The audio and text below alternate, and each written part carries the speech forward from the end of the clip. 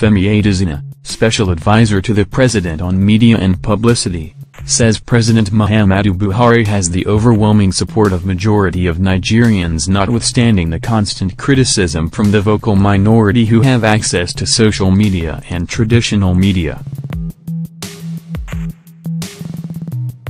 Speaking in an interview with Thisday, Adesina also addressed public concerns about his style of going about his job, which is perceived arrogant in some quarters. He also spoke about how his daughter almost comes to tears many times when reading social media comments about him. Yes, everything you do must have its own challenges, otherwise it becomes boring, routine and you'll just tag along, but I don't. Every day, I take the challenges as they come, he said. What makes me glad is that a lot of Nigerians are with this president. Don't mind the vocal minority who have access to social media and traditional media and say all sorts of things.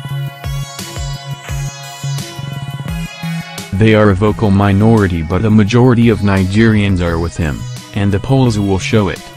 For me, it gives me a sense of fulfillment that I'm working with a man that is making a difference in Nigeria.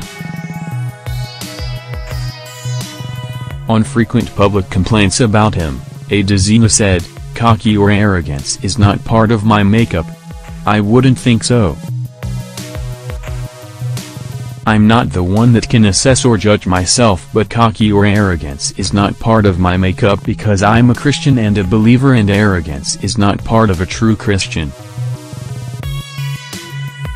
But what I've noticed is that some people do not like people who can hold their own.